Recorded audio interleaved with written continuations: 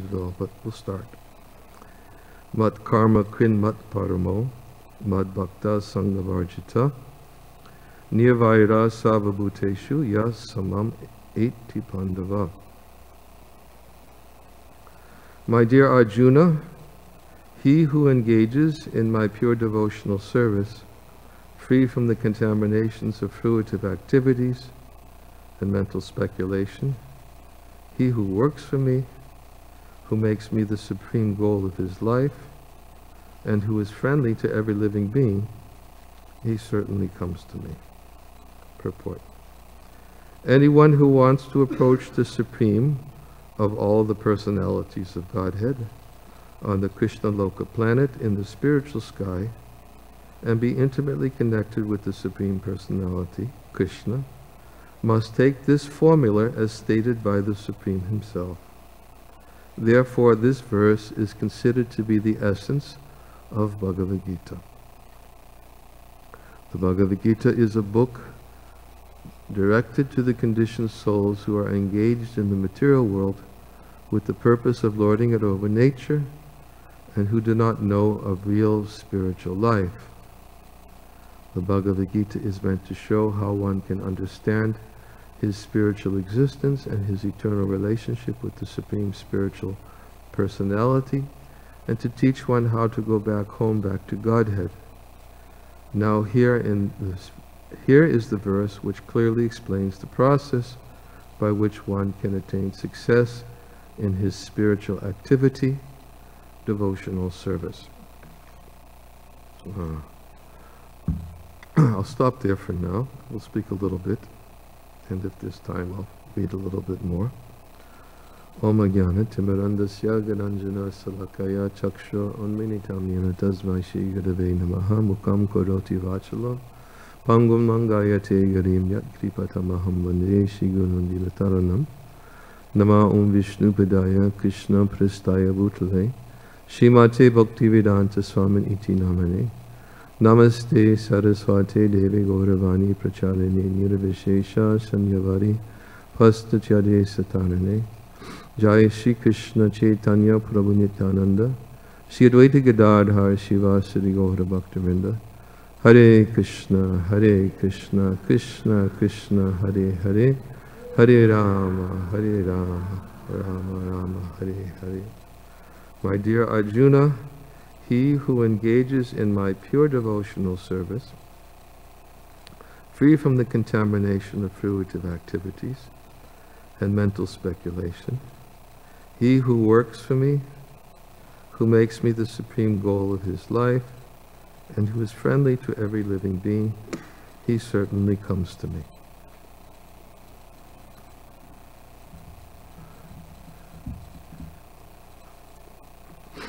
Sometimes, I think this way also, in many places in Srila Prabhupada's books, in fact, everywhere in Srila Prabhupada's books, Srila Prabhupada always emphasizes pure devotional service. Srimad Bhagavatam, Lord Chaitanya told Devananda Pandit that every page of Srimad Bhagavatam from the beginning to the end, beginning, middle, and end, glorifies pure devotional service. It's the spotless Purana. Bhagavad Gita, Srila Prabhupada, of course, in his commentaries, usually uses this adjective, pure devotional service, quite frequently. And as I said, sometimes when we hear that, and confessing myself also, we begin to question a pure devotional service is such an elevated state of consciousness, and if pure devotional service is the requirement for going back home, back to Godhead, then what chances do I have for actually getting this destination as described in this verse? Krishna says, if you're engaged in my pure devotional service, if you're free from the contamination of fruitive activities and mental speculation, working only for me, making me the supreme goal of life, friendly to every living entity, then you come to me. There is a verse I often quote from the Srimad Bhagavatam, the 11th canto, which addresses a couple of these points. It is spoken by Narada Muni to Vasudeva, and Vasudeva had inquired from Narada Muni to please explain to him about pure devotional service. And he was specifically inquiring, how is it that pure devotional service can eliminate fear? And previous to that, he was speaking about how the demigods and the different heavenly planets, they're competing, they're not so pure. Some of them are not so pure, some of them are attached to their positions, some of them are attached to their opulence. And we hear many different examples in the Bhagavatam that we know that not all the demigods are completely pure, although they're devotees of the Lord. So in this one verse from the 11th canto, Narada Muni says that pure devotional service is so transcendently potent that simply by hearing about it, simply by glorifying it in response, simply by meditating on it, simply by faithfully and respectfully accepting that it exists, simply by praising the service of others, that even one who hates all the demigods and who is envious of all living entities can immediately become purified. And it's a very powerful verse, because if any of you, like myself, think, well, what qualification do I have to speak about pure devotional service? What qualification do I have to practice pure devotional service? What qualifications do I have in any way to achieve the perfection of pure devotional service?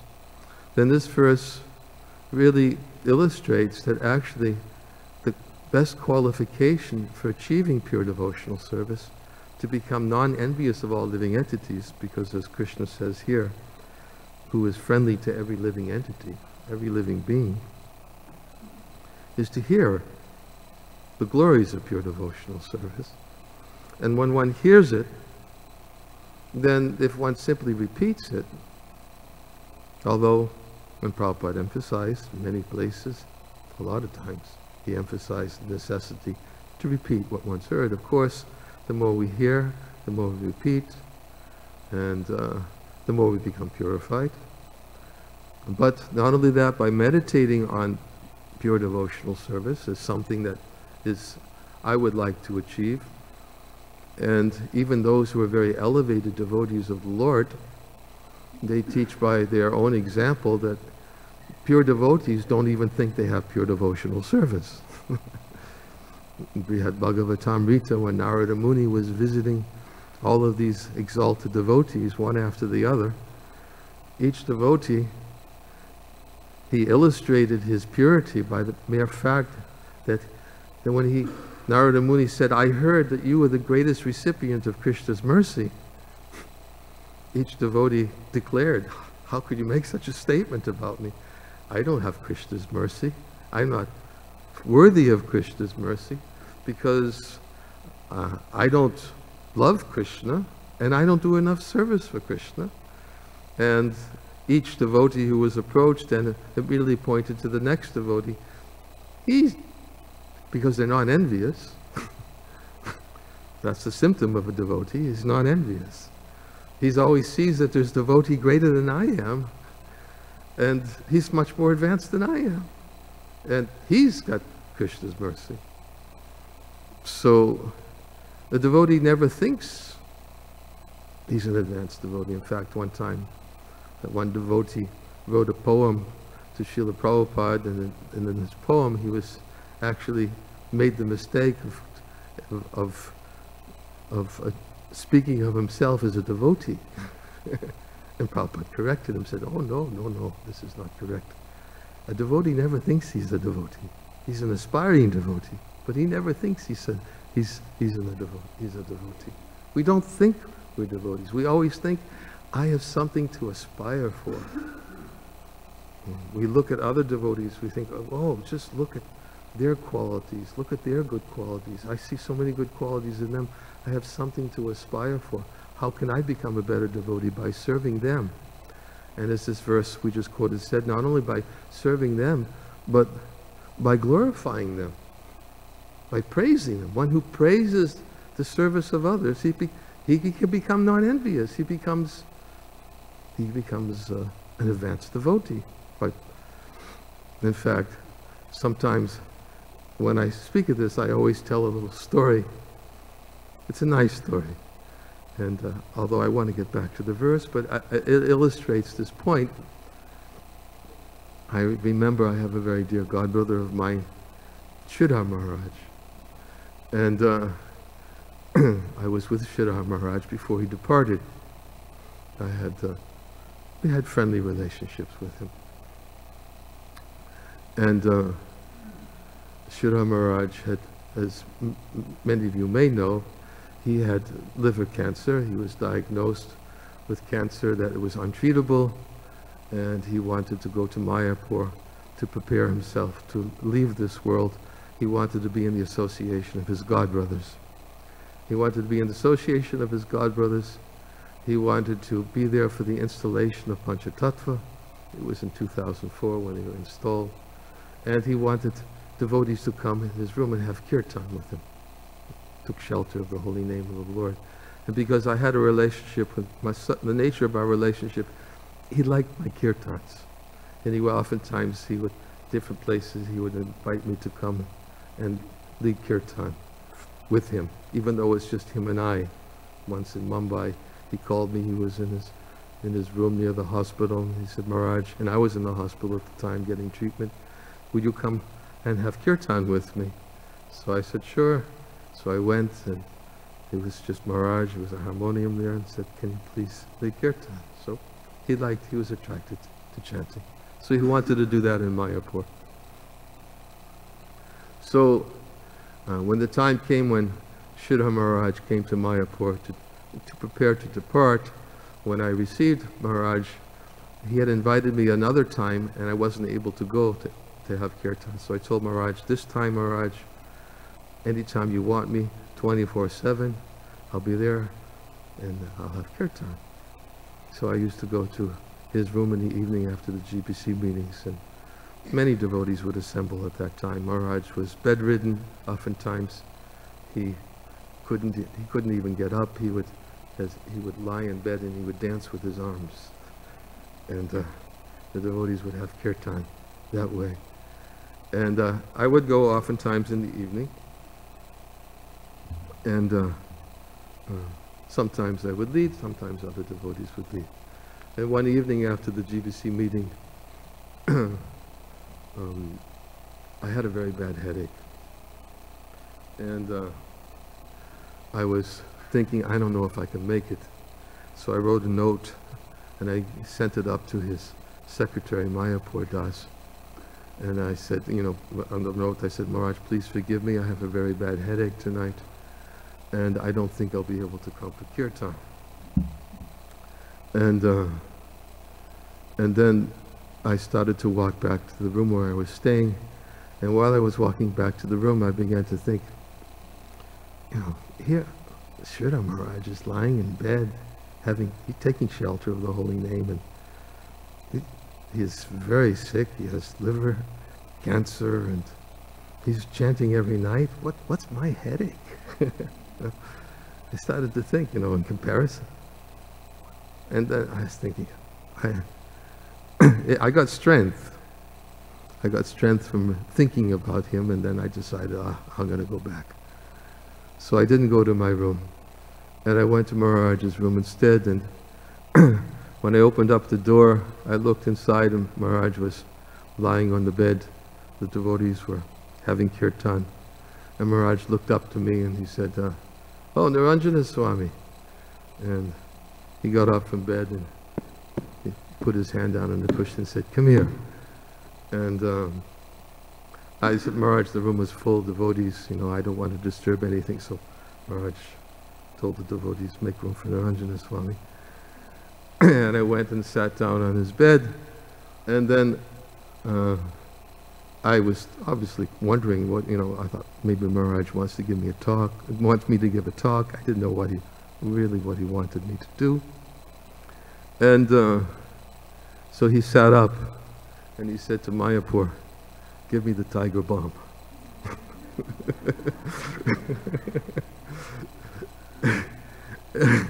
And he took the tiger balm. If you know what tiger balm is, right? And he sat there and he started massaging my forehead. And I had to sit there, and I said, Maharaj, and he was really like, and I was like overwhelmed, you know, like here's Vaishnava. This is a Vaishnava. I mean, here he is lying on his bed, you know, who doesn't know when he's going to depart, and devotees, he's trying to take shelter of the holy name, and he was from very different, and he's thinking of my headache. Vaishnava. It's Vaishnava. I'd like to tell this story. We can think of so many other stories, but you know, we praise. If we praise the other devotees and praise their service, we become purified. Just like, I'll give you another example, my own experience. A few weeks ago, I was in Kiev, and this is somewhat related to what you live in Ukraine? You used to live in Ukraine? Я живу в Киеве. I live in Kiev most of the time. I'm there a lot. Anyways, I was in Kiev, and we were also just getting ready for the devotees were going to go out on the marathon, and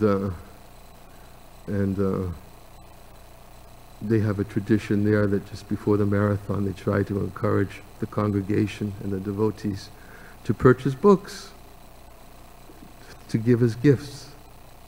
So I decided I would give a talk, and I spoke from Vaisheshika Prabhu. He has on PrabhupadaMarathon.com, he has a video that's called Be a Giver. And the essence of his presentation, it was actually a rap. I don't know if any of you have seen it, but we showed it to the devotees, and we translated it. And the essence of his presentation is that the more you give, the more you grow.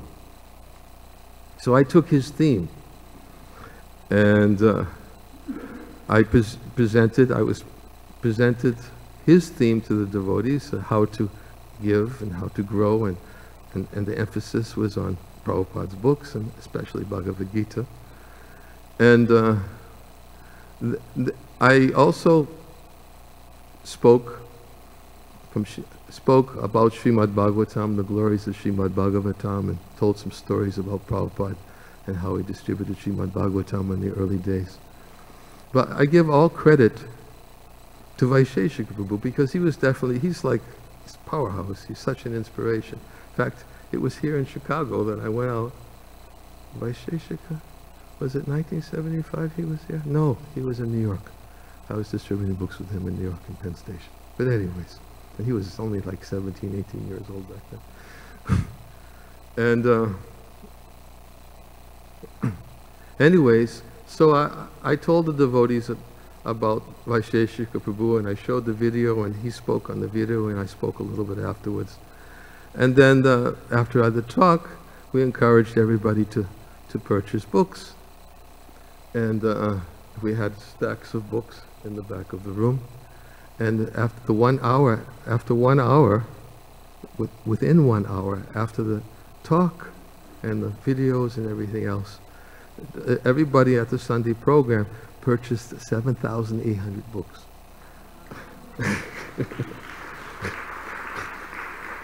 In 1 hour. And a lot of them were Bhagavad Gitas. And mostly, I think about 2,600 of them were either Maha big books or big books. And others were smaller books like Ishopanishad and everything like that.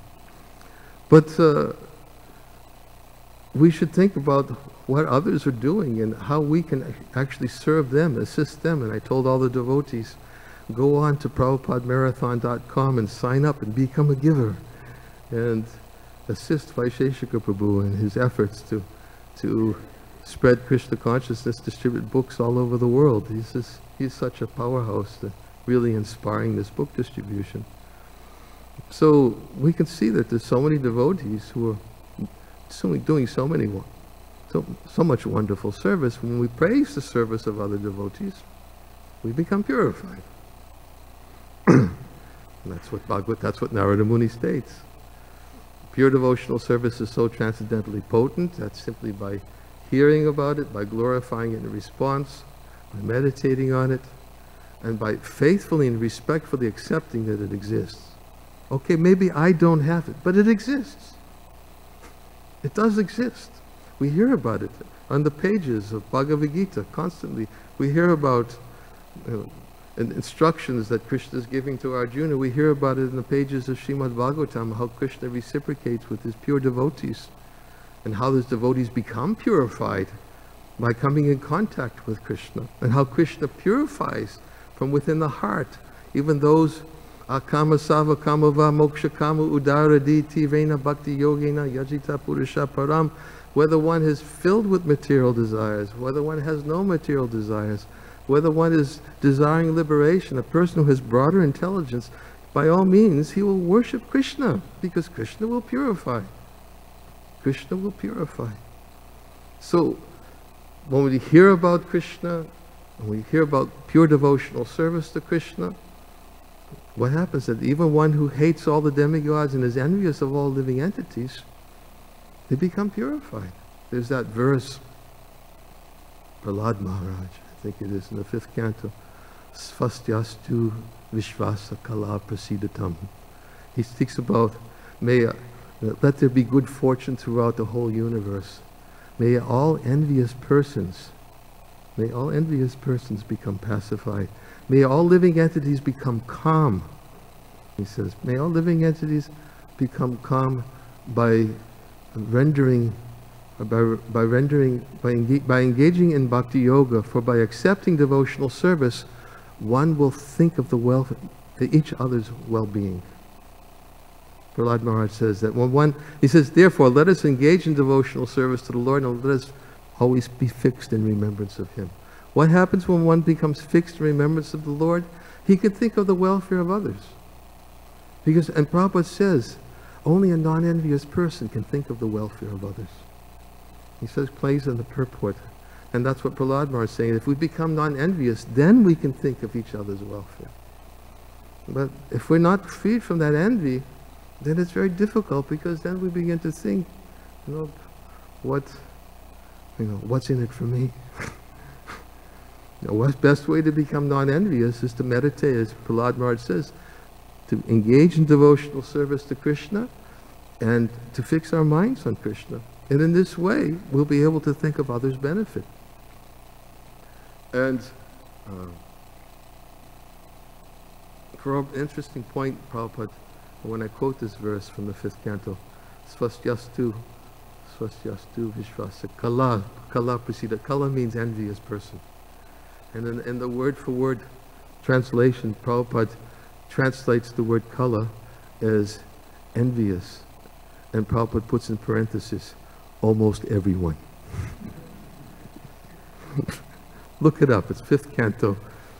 5th canto, I think it's 12th chapter. 18th chapter, the residents of Jambudweep offer prayers. 9th verse, I think. Yeah. Kala, Prabhupada says, means almost everybody. Of course, when we hear that, we think, well, I'm not envious. How could Prabhupada say almost everyone? Well, yes, maybe almost everyone, but not me. Prabhupada says almost everyone in this world. But as we know and Prabhupada says that in the commentary, he says a non-envious person He's liberal in his social dealings with others. He's liberal with others, but he's strict with himself. That's a symptom of a non-envious person. Whereas the tendency is sometimes we think that, yeah, when I see others are doing something, let me find what they're doing wrong and correct them. And that's devotional service. It's called preaching. That's how I preach. I look for others, they look for their defects, and I correct them. And I'm engaged in devotional service because it's preaching. But actually, Prabhupada says that a non-envious person, he's liberal in his deal. He's liberal with others, but he's strict with himself. It means he teaches by his own example. You know? Prabhupada says, even said in many places, example is more important than precept. He teaches by his own example. He teaches that, yes, I can be liberal with others because if I can somehow just strictly follow and try to remember and remember Krishna, to think about my service to Krishna, and to think about how I have received this service to Krishna and how my service is relevant because it's been blessed by the superior Vaishnavas who've engaged me in this service. And if there's any success in my service, then it's because of their desire. It's not because of me. It's because of their desire. Prabhupada says in the 3rd canto of the Bhagavatam, in Lord Brahma's prayers for creative potency, he says, fortunate is that person who's been entrusted with devotional service. And if he's always conscious that he's subordinate to the Supreme Lord, that whatever result comes from his efforts will manifest nicely. He said, but if he forgets, Prakrite kriyamanani kunaikamani shavasha, if he's bewildered by the modes of material nature, he thinks himself to be the doer of activities. If he forgets, then even though the result may look very nice, Prabhupada says it's not so nice. It's an external result. What's nice is that we're conscious of our subordinate position to the Lord. And Prabhupada says, fortunate is that person who's been entrusted with responsible service. And if he's conscious of his subordinate position, Krishna says in the 18th chapter of Bhagavad Gita, in all activities depend upon me. Work always under my protection. In such devotional service, you should be fully conscious of me. If you're conscious of me, you'll cross over all the obstacles of conditional life by my grace. And if you do not work in such consciousness and act through false ego, not hearing me, you'll be lost. So, Krishna says, if you're conscious of me, you'll be successful. If you forget and act through false ego, not hearing my instructions, Bhagavad Gita, the essence of Bhagavad Gita. What is the essence of Bhagavad Gita? Manmana bhava madbhakta madhyaji namaskuru. This is the essence of Bhagavad Gita. Krishna says to always think of me, worship me, offer your homage unto me, surely you will come to me. And what is the next verse? Savardhamam purichajya mamekam sharana. Sometimes people think that's the essence of Bhagavad Gita. Actually, Vishwanath Chakravarti Thakur explains, when Krishna is saying, abandon all dharmas and surrender unto me, he's saying that all the components of that surrender are in the previous verse. That's what he means. All the components of surrender are manmana bhava madbhakto madhyaji mam namaskar. This is surrender. To think of Krishna, to worship Krishna, offer homage unto him. This is the essence of Bhagavad Gita. And Krishna says that if you think of me and you're conscious of me, then I'll protect you. But if you act through false ego, not hearing me, you'll be lost. It's not so easy. It's not so easy. But this is what Prabhupada is explaining here. This is the essence of this verse of Bhagavad Gita. And therefore, we should, going back to our original point that we were making, I won't speak too long. I think we're supposed to end at 8 o'clock. Huh? Okay. I should leave time for questions too. And what was I saying? Mataksmeti jnanam apohanam cha. Krishna says, from me comes remembrance, knowledge, and forgetfulness. Vedaishcha saivara hameva veda. Vedanta Kudveda Vedeva Chaham. Oh, yes. If you remember me, going back to the original verse where Krishna was saying pure devotional services, Narada Muni was saying pure devotional service is so transcendently potent that if we simply speak about it, we should try to speak about it. We should not think, I have it. But if we hear something and it sounds like it's Krishna's words, and it sounds like there's some elements of pure devotional service there. I mean, sometimes I even quote a verse when I speak about pure devotion. There's one verse that was spoken in the first canto of the Bhagavatam. It's about Maharaj Parikshit, who's a pure devotee of the Lord. Tiraskrita vipalabdak shaptakshita hatahapi nasyatat patikurvanti tadbhakta kavayopihi. This verse states that devotees of the Lord are so forbearing that even if they're cheated, even if they're cursed, neglected, disturbed, insulted, or even killed, they're never inclined to avenge themselves. This is devotee. This is the characteristic. We get insulted, immediately we think, cheated? My God. Neglected? Disturbed? How many times do we encounter these types of experiences in our life, and immediately our tendency is, to immediately look for a way to blame somebody else for it.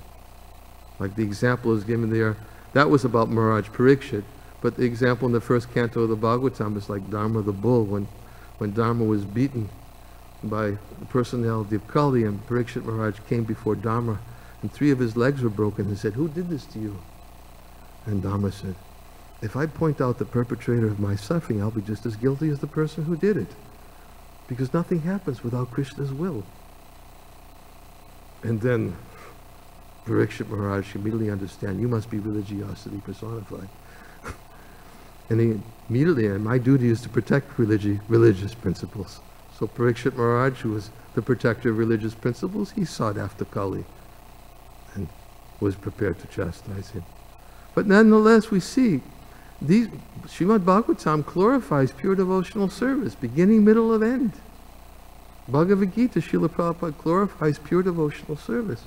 We should at least develop an inspiration, an inclination to utilize our time wisely to hear and chant the glories of pure devotional service. Because if we do that, the heart becomes clean. Cheto Dharpana Majana Bhava Mahardavani Avarpana. The heart becomes clean. We become purified by hearing and chanting the glories of pure devotional service. And Prabhupada explains here, right in the very beginning of the purport, that this verse is the essence of Bhagavad Gita because it's pointing the direction, going back home, back to Godhead. What is it? What does he say? He said that the Bhagavad Gita is meant to show how one can understand his spiritual existence and his eternal relationship with the Supreme Spiritual Personality, and to teach one how to go back home, back to Godhead.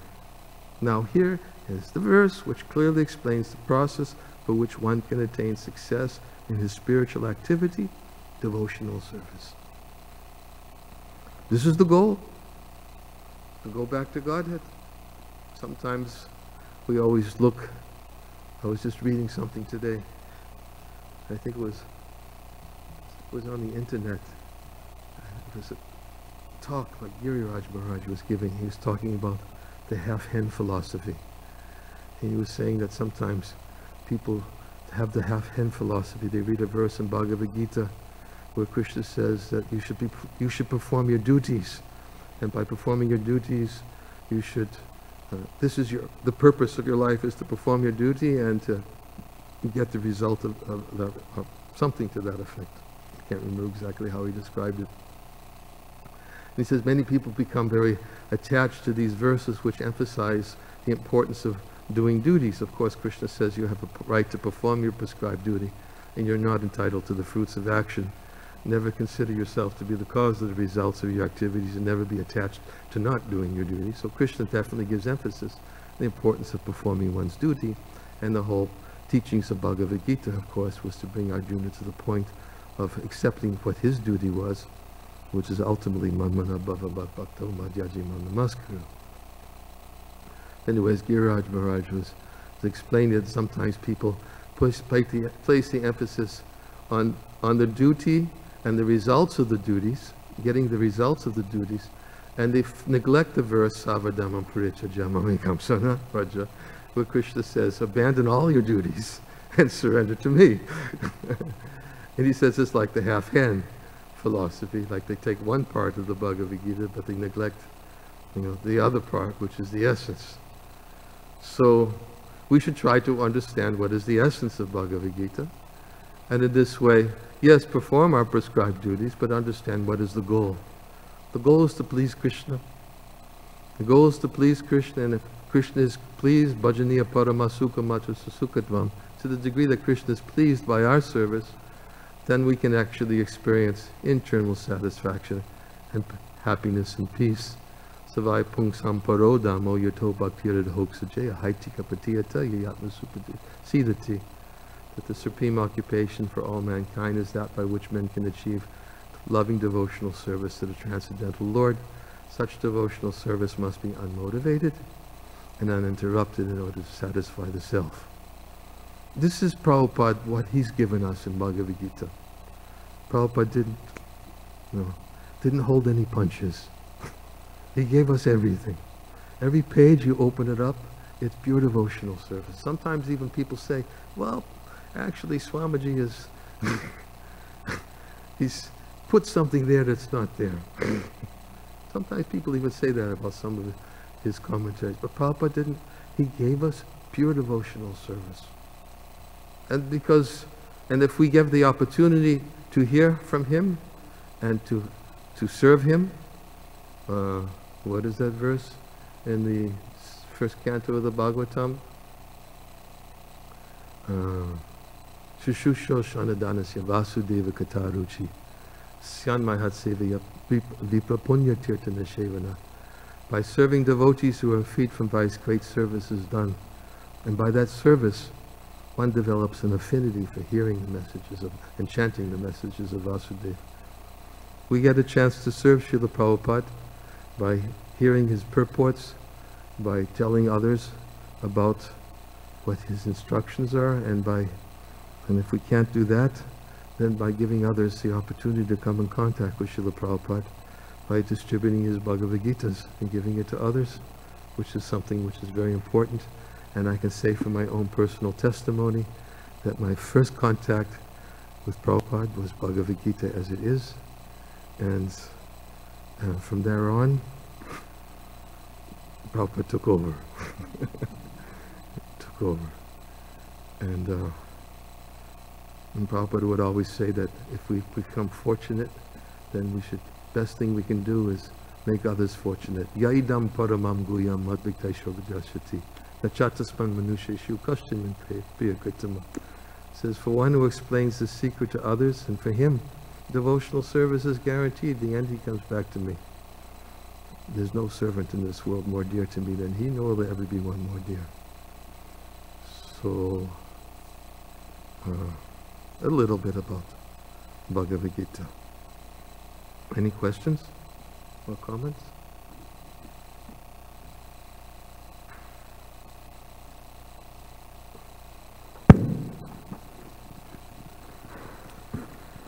Hare Krishna Maharaj. I actually have two questions, but I can just ask one if we don't have that much time. I have a meeting after this too, so I don't have much time. So this verse, Krishna's saying to practice pure devotional service, and also he's saying to be friendly to everyone. So could you expand a little bit more on what he means by that friendliness, because it could just be taken as literally being kind to people, or it could be something more subtle. Yes, very good point. In fact, I could give a whole lecture.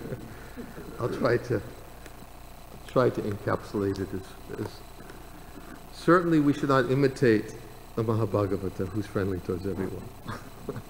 That's his position. He sees all living entities, because pure devotees are on that platform, he sees all living entities as servants of Krishna. And he's friendly to everyone. Whereas the Majjhima Bhakta, he makes distinctions. The Majjhima Bhakta, he worships the Supreme Lord. He makes friends with devotees. He preaches to the innocent who are misled. And he neglects, the word that's used is upeksha, neglects those who are envious. So certainly we should be careful, and that's the Majjhima platform. We should be careful, we still make distinctions. And of course the Majjhima means he's a preacher. He sees Krishna in the heart of all living entities, and by his efforts, because he sees Krishna in the heart, he preaches to them in such a way that he tries to inspire them to follow Krishna's directions within the heart, to turn to Krishna and to serve him. And that's how a Majjhima Adhikari, he preaches and sees Krishna in the hearts of others, and he tries to encourage them to turn to Krishna. Those who are innocent, who are misled. So his friendly towards them means he tries to give them Krishna. And Prabhupada makes that point. His friendliness towards the devotees is that he has to learn. Rupa Goswami says friendliness towards the dati pratigrinati goyamakyati prichtati bhukti bhojayitasis sadvidam piti lakshanam. That he says that friendly relationships between devotees is a devotee gives gifts, accepts gifts, he reveals his mind in confidence, acquires confidentially, gives prasadam and accepts prasadam. Now, Bhaktivinoda Thakur in the Sri Bhakti Loka, he brings out a very important point. And he speaks about what is association and what is not association. And he says the limits of association with others is found in this verse from Upadeshamrita, Dadati Pratigrinati. He says, when there is priti, when there is affection, there is association. So he says between devotees, there should be priti, there should be affection, friendly relationships. What is friendly relationship? Out of love. What's the criteria of love? Anyurbalashita shanyagana kamaninavitam. We know that love means I give, but I don't expect anything in return. That's a loving exchange. Sometimes we think loving exchange is I give and he gives to me. But actually a loving exchange means I give because this person is a devotee. He's serving Krishna. I give because I want to help this person in his service to Krishna. And I don't expect anything, because by serving him, I'm serving Krishna. In fact, there's the whole story in the Chaitanya Charitamrita of the two Brahmins who went to the story of Sakshi Gopal. The younger Brahmin was serving the senior Brahmin. He was thinking, I serve you because by serving you, I'm serving Krishna. He was thinking that way. So a devotee thinks that way also. He gives. And that is and when a person accepts because it's offered with love, that is a loving exchange. Giving and accepting. He accepts it because this has been offered with love, even though I don't need it. I don't need it. But I'll accept it because it's been offered with love. And then because it's offered, Krishna does the same thing. Krishna says, if you offer me a leaf, flower, fruit, and water with love, I'll take it. But it's not the leaf, the flower, the fruit, or the water that he's interested. What's interested does Krishna have in a leaf? They're all his leaves anyways. Flowers. But if it's offered with love, he's interested. So he accepts. So Krishna sets the example. When something's offered with love, he accepts. Devotee simply, when another devotee offers out of love, he accepts. And this is friendly relationships, devotees. He reveals his mind in confidence. These days, to reveal a mind in confidence is not a very easy thing to do, because sometimes you reveal your mind in confidence and the next day it's on Facebook. Nobody wants to reveal their mind in confidence because people don't know how to control the urge to speak. And that's a big problem also. There's a certain culture of revealing one's mind in confidence. When there's love, there's confidence. Krishna reveals himself, and when there's love, his confidence. He speaks the knowledge of Bhagavad Gita, he gets into more confidential and most confidential. And most confidential is those who have love. So in the same way, with devotees, they have loving exchanges, friendly exchanges. Prabhupada also speaks in the 4th canto of the Bhagavatam. He says that friendly exchanges between devotees means that when the devotees discuss with one another, he does not become envious of the other devotee. He doesn't become proud of his own achievements. That's what Prabhupada says. He's not proud of his own achievements amongst friends. He's thinking of others. So this is how to become friendly, have friendly relationships with devotees. And then for those who are envious, he's compassionate to them. Not he's friendly towards them, he's compassionate to them by his neglect. Because by neglecting them, at least he won't preach to them, because if he preaches to them, he knows they'll blaspheme Krishna, they'll become even more degraded. So he actually thinks of their welfare by neglecting them, but if within his heart he still prays to Krishna, please be merciful. So this is how at least a Majjhima devotee thinks. And Bhaktivinoda Thakur says that the difference between loving exchanges between devotees and being with non-devotees, he says, in the association of non-devotees, we may give food in charity. We may accept some donation. We may do these same activities, but in the association of non-devotees, there's no priti. Priti is reserved for devotees, affection. He does it out of duty. He does it out of duty. And this is there's a very elaborate detail I'm trying to just summarize of a proper way of dealings. But he's dutiful in his dealings with the non-devotees by, he gives them food.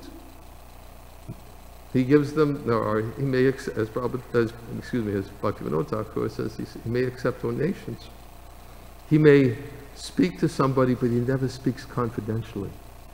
He doesn't reveal his heart. Because what's this person going to do with what he's revealing from his heart? Well, how's he going to deal with it? He's not a devotee. So he does out of duty, and he reserves his love, priti, for the devotees. And that's how to have friendly relationships with devotees. Upadeshamrita Rupa Goswami also explains that we should always respect everyone. For those who are chanting the holy name of the Lord, we offer respect to them from a distance, even though they may not be perfect in character. For those who are more fully engaged in taking Vaishnava initiation, we offer our obeisances to them. And for those persons who are completely freed from the propensity of criticizing others, who are free from envy and free from the propensity of criticizing others, we serve them and hear from them. So you have to understand what are the proper relationships that they are. We are not imitating Mahabhagavatas and just being friendly towards everyone. Prabhupada even one time in one lecture, he says, he even uses his example, only a foolish person will think, oh, here is a tiger, let me embrace him. No, this is, try we not imitate the Mahabhagavatas and think, oh, here is a tiger, let me embrace. So, in the same way, we should be very careful of how we deal with other living entities, and proper discrimination has to be there. That's a little bit, I mean, that was probably too much detail. But I think I should probably end. Huh? Yes? Huh?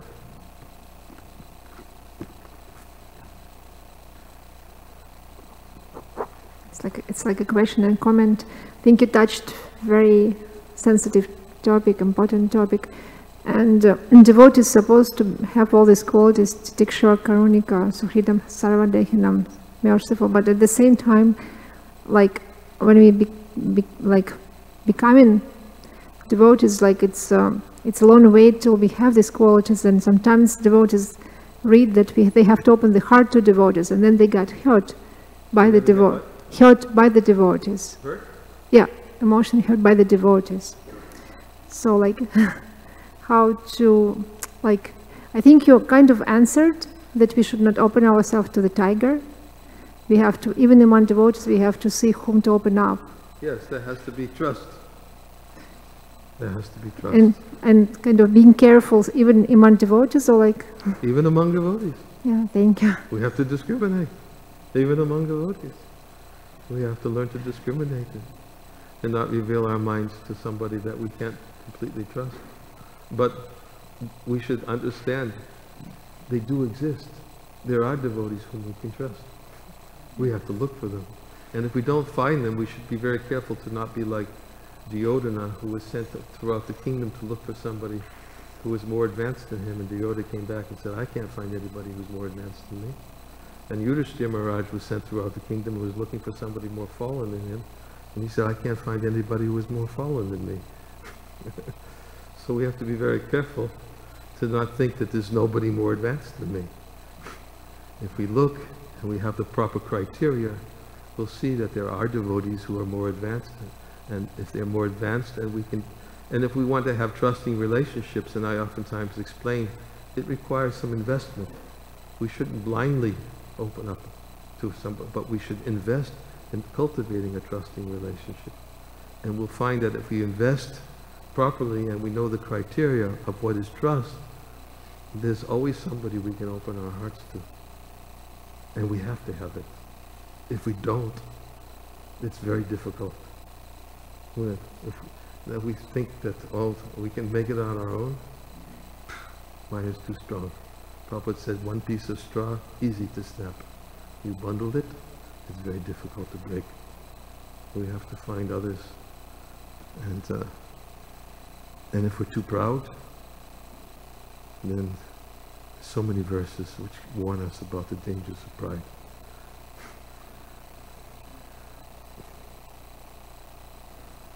Thank you so much. Okay. Hare Krishna. Thank you very much for giving me this opportunity.